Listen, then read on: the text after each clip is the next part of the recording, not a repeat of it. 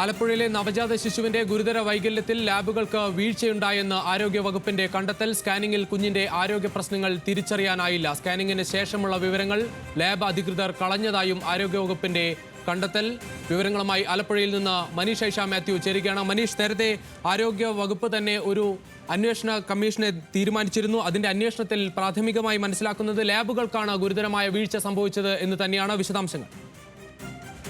രുചീഷ്, തീർച്ചയായും ലാബുകൾക്കാണ് ഗുരുതരമായ വീഴ്ച ഉണ്ടായി എന്നുള്ളതാണ് ആരോഗ്യമന്ത്രി നിയോഗിച്ചിട്ടുള്ള അന്വേഷണ കമ്മീഷന്റെ കണ്ടെത്തൽ. ആരോഗ്യവകുപ്പ് അഡീഷണൽ ഡയറക്ടറായിട്ടുള്ള മീനാക്ഷി നേതൃത്വത്തിലുള്ള സംഘമാണ് ഇന്നലെ ആലപ്പുഴയിൽ എത്തിയത്. വിശദമായ കുഞ്ഞിനെ പരിശോധിക്കുകയും അതുപോലെ തന്നെ ലാബുകളിൽ നിന്നടക്കം വിവരങ്ങൾ ശേഖരിക്കുകയും ചെയ്തു. അതിന്റെ അടിസ്ഥാനത്തിലാണ് നിലവിൽ ഇപ്പോൾ ലാബുകൾക്ക്, അതായത് മിഡാസ് അതുപോലെ തന്നെ ശങ്കസ് എന്ന് പറഞ്ഞ രണ്ട് ലാബുകൾക്ക് ഗുരുതരമായ വീഴ്ചകൾ ഉണ്ടായിട്ടുണ്ടെന്നുള്ള കാര്യം കണ്ടെത്തിയിരിക്കുന്നത്. സാധാരണഗതിയിൽ ഒരു പരിശോധന കഴിഞ്ഞു കഴിഞ്ഞാൽ അതിന്റെ ബാക്കി വിവരങ്ങൾ ഈ ലാബിൽ തന്നെ സൂക്ഷിക്കേണ്ടതായിട്ടുണ്ട്. പക്ഷേ ഈ രണ്ട് ലാബുകളിലും ഈ കുട്ടിയുമായി ബന്ധപ്പെട്ട വിവരങ്ങൾ അവർ പിൻകാലത്തേക്കുള്ളത് സൂക്ഷിച്ചു വെച്ചിട്ടുണ്ടായിരുന്നില്ല. ആ വിവരങ്ങളെല്ലാം തന്നെ നശിപ്പിക്കുന്ന ഒരു സാഹചര്യമാണ് ഉണ്ടായിട്ടുള്ളത്. ഈ കാരണങ്ങളെല്ലാം തന്നെ മുൻനിർത്തി ഈ രണ്ട് ലാബുകളുടെ ലൈസൻസ് റദ്ദാക്കാനാണ് ഈ ആരോഗ്യ വകുപ്പിൽ നിയമിച്ചിട്ടുണ്ടായിരുന്ന പ്രത്യേക വിദഗ്ധ സംഘത്തിന്റെ നിർദ്ദേശം.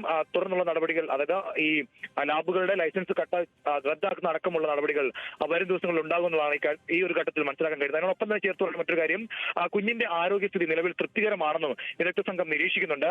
കുഞ്ഞിന്റെ പ്രശ്നങ്ങൾ പരിഹരിക്കാവുന്നതാണ്.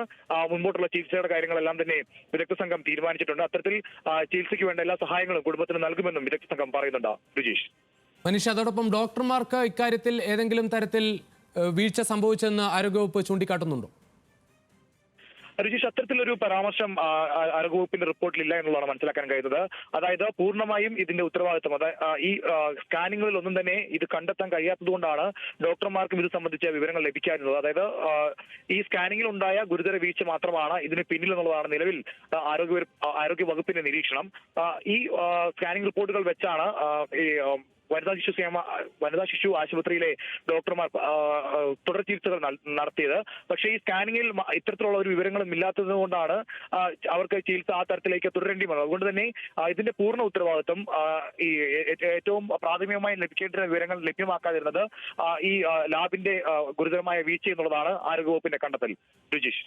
ശരി മനീഷ്, എന്തായാലും ആലപ്പുഴയിൽ നവജാത ശിശുവിന്റെ ഗുരുതര വൈകല്യത്തിൽ ലാബുകൾക്ക് വീഴ്ചയുണ്ടായെന്ന് ആരോഗ്യവകുപ്പിന്റെ കണ്ടെത്തൽ. സ്കാനിങ്ങിൽ കുഞ്ഞിന്റെ ആരോഗ്യ പ്രശ്നങ്ങൾ തിരിച്ചറിയാനായില്ല. അതാണ് ഈ വൈകല്യത്തിലേക്ക് നയിച്ചതെന്ന് ആരോഗ്യവകുപ്പിന്റെ പ്രത്യേക അന്വേഷണത്തിൽ വ്യക്തമാകുന്നു.